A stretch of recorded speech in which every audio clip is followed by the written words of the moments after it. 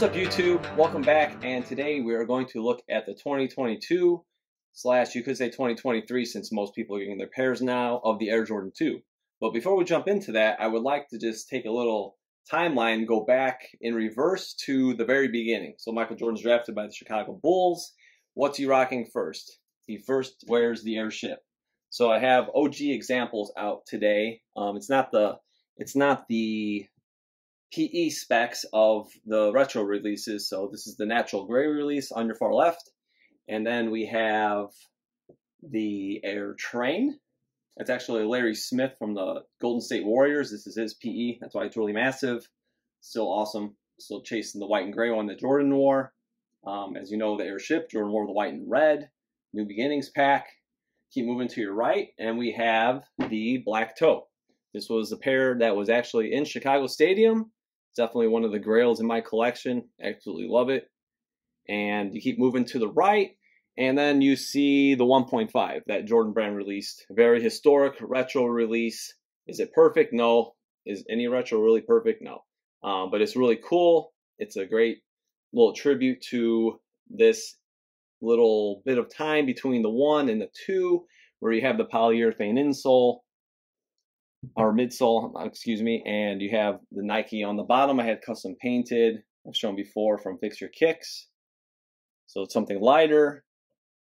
And then after the 1.5 comes the Air Jordan 2. Released November 1986 by Bruce Kilgore and Peter Moore. So this was basically, when you look back at all the other pairs, it was quite a bold move by Nike. No swoosh. You have Air Jordan on the tongue. You got the Wings logo. You got Nike on the back. Very subtle. A lot of Nike models actually had this with the python, and you had, with the lines of the shoe, and you have the Air Ace. I've shared before on my Instagram, and I believe I have a video where I feature those. But yes, the Air Jordan 2. November 1986. So before we get any further, we are going to do a comparison. Just wanted to share with you guys a few things. So here was, when I think of this shoe, it takes me back to my childhood and little my first. I have a few Jordan figures, I guess, but this is the starting lineup figure. My card is in a card back, or in a plastic holder. This was from Santa's secret shopper at Kyle Elementary, my elementary school, and I was given money to buy my family gifts, and I bought myself a Michael Jordan starting lineup instead. So I thought that was pretty cool to share. So this is around the same time, 85, Jordan's drafted, 85 Bears. This brings me back to my childhood of just getting into sports and my parents watching the games from mostly Chicago ones, but I brought the black toes out just to have a little contrast. But yeah, this is reminds me of my very earliest images and memories of Michael Jordan. And we also have a nice little poster sticker here. It's kind of cool. Him soaring to the free throw line, tongue out. I think this dunk was just as good as the 88 one, honestly. Obviously in Chicago Stadium, it's going to be a little larger for the masses, but yeah, still an awesome slam dunk contest that was. And we're moving forward, and we have the 86-87 Bull schedule. So when Jordan was actually rocking the 2s. So the Rolling Thunder, as it says. We have all the promotions. If you guys want to pause, I definitely won't go through all of those. And then when we go open it up, as I've spoke before about Sports Channel, so before Sports Channel, you see the SV, that stands for Sports Vision. So over half the games, just like Sports Channel had every year, it was Sports Vision. And actually before they were nationally broadcasted to WGN, you had games on Channel 32, like Fox. So yeah, if people are telling you they watched every single game and they weren't from the Chicagoland area, most likely they're probably lying. So here's a little more evidence of what was going on and who was airing it. And yeah, Sports Vision, Sports Channel or bust. So I thought that was a cool little thing to to share with you guys. Budweiser, world's greatest beer, says nobody. I'm a dark beer guy myself, so yeah, that's that. And before we get into, we're gonna do a little more digging with the Wings logo box. I'll show you guys in a second. But before the comparison with the 95 retro, we have a nice little display here. So these are actually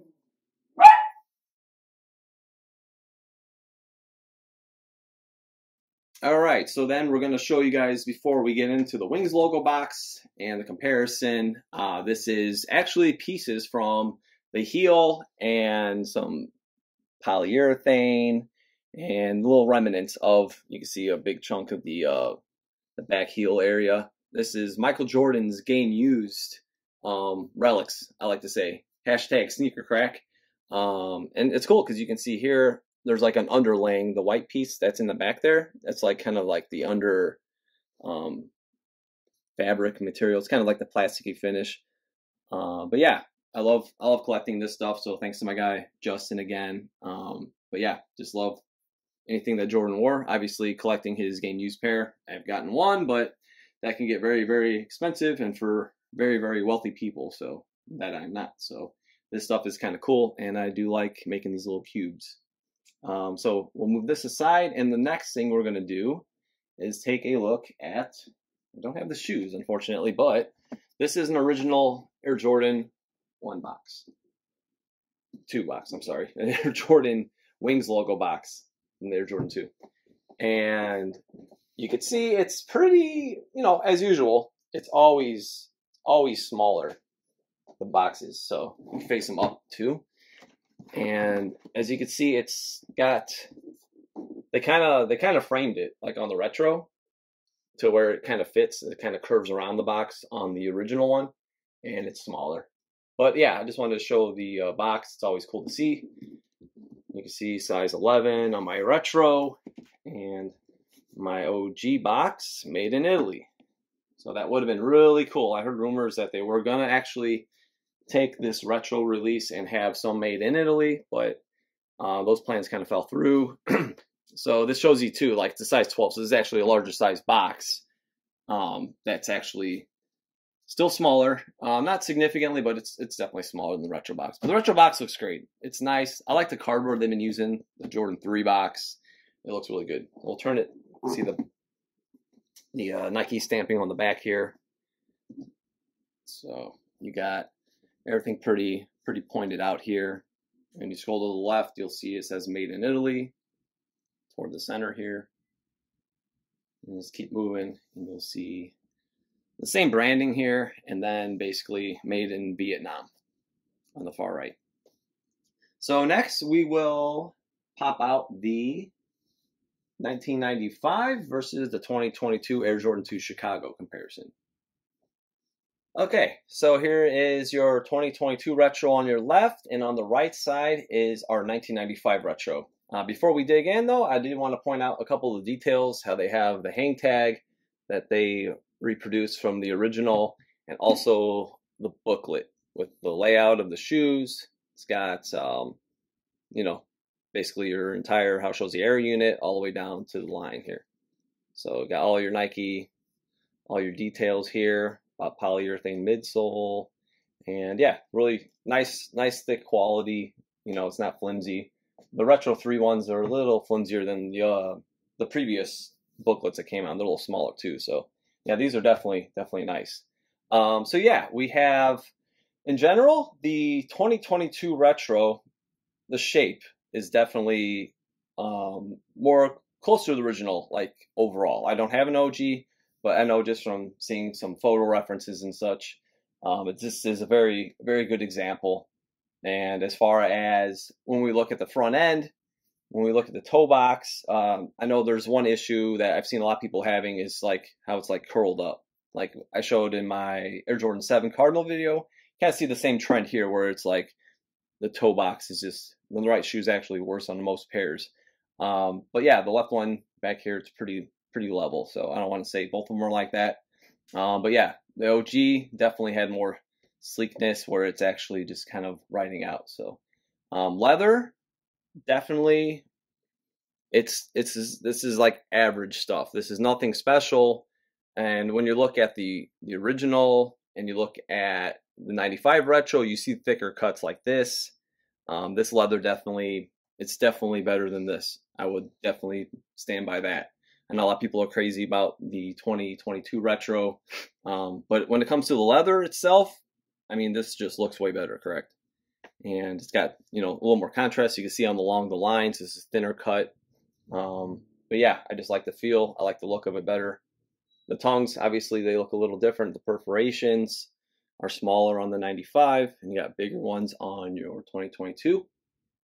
This is a size 13. This is Michael Jordan size. The bar laces here. And this is a size 11. So you might see scale difference. The width about the same on both of them. So nothing too drastic to pick up.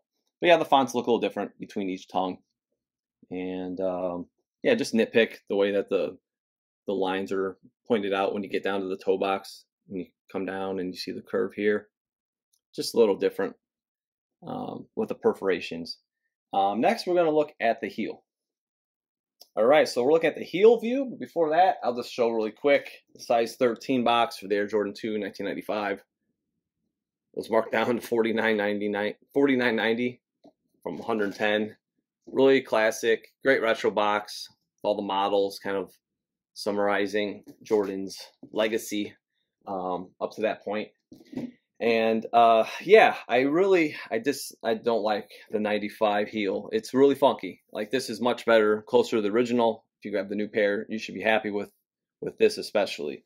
It's really weird how they have this like angled down too. It's like on this inward slope. So the retooling on the 2022 is definitely better. This is more sizable. Even when you look at like the Jordan PE piece, it looks much more size. This is just massive and kind of crazy. But yeah, that's just kind of how they sculpted them out.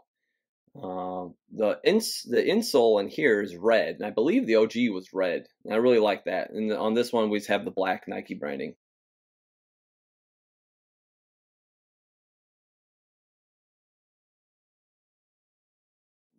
As we go on, but yeah, heights, even with size 13 to the 11, you can see it's slightly taller, I think, here, but that's reflecting the size.